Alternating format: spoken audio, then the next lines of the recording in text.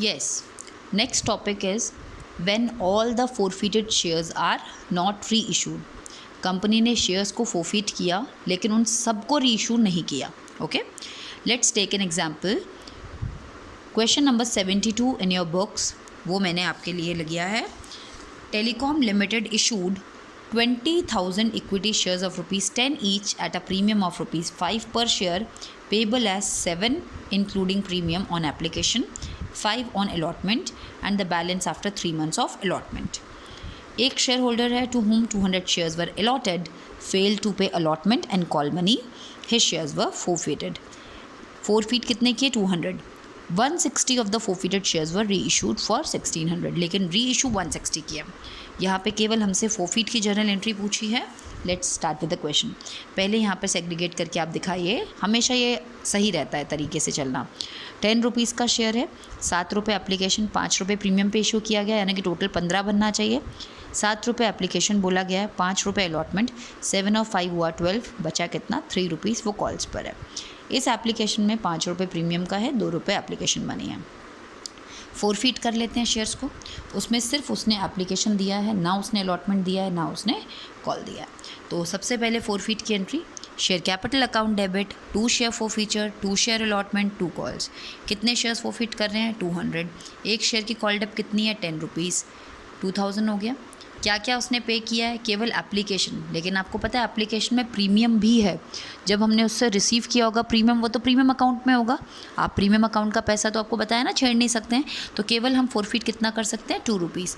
200 into 2 is 400. Allotment में कितना नहीं दिया उसने? 200 इंटू 5 1000. एंड कॉल में कितना नहीं दिया? 200 into 3 600. These 2 are call in arrears.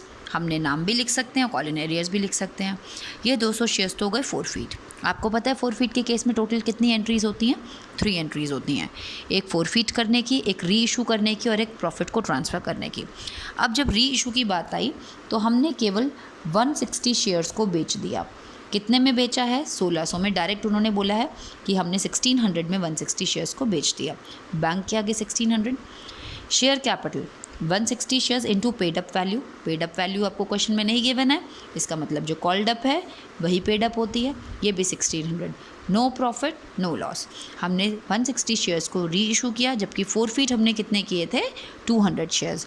Last आता है जब हमें इस पर कोई नुकसान ही नहीं हुआ, उल्टा हमें इन ट्रांजैक्शंस पे फ़ायदा हुआ, क्योंकि इन 200 लोगों का जो हमने शेयर्स फोरफिट किए थे, यानी कि अमाउंट हमारे पास 400 रुपये आया हुआ था, वो 400 रुपये हमने ज़ब्त कर लिया, ना उनको शेयर दिए और ना उनको उनका पैसा भी रख लिया. तो ऐसे केस में आप हमेशा याद रखेंगे when all forfeited shares are not reissued. जब भी आपने फोरफिट कितने किए थे? 200 शेयर्स. री इशू कितने कर रहे हैं? 160 शेयर्स. तो आपने प्रॉफिट केवल 160 पर निकालना है, 200 पर नहीं निकालना है. जितने आप शेयर्स को री इशू कर रहे हैं उतने ही शेयर्स का प्रॉफिट आपको पता होना चाहिए. तो कैसे पता चलता है वो? फोरफिट अमाउंट कितनी है? 200 शेयर्स पे आपका फ़ायदा कितना है? 400. लेकिन आपको 160 पे कितना होगा ये निकालना है. Forfeit amount upon forfeit shares into री इशू शेयर्स. फोरफिट अमाउंट कितना है? 400. फोरफिट शेयर्स कितने हैं? 200. और री इशू कितने किए हैं? 160. इससे मुझे पता चलेगा कि मेरा 160 शेयर्स पे कितना फ़ायदा है.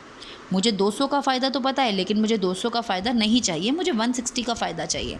तो 160 शेयर्स पर मुझे 320 रुपीज़ का फ़ायदा है. अगर यहाँ कोई नुकसान होता है इनको बेचने पर, तो मैं इस फ़ायदे में से उस नुकसान को माइनस कर देती और जो बचता वो डाल देती कैपिटल रिजर्व में. पर इस क्वेश्चन में हमें कोई नुकसान ही नहीं हुआ, इसलिए पूरा का पूरा 320 रुपीज़ कहाँ चला जाएगा? कैपिटल रिजर्व में. I hope I am clear. Okay बेटा.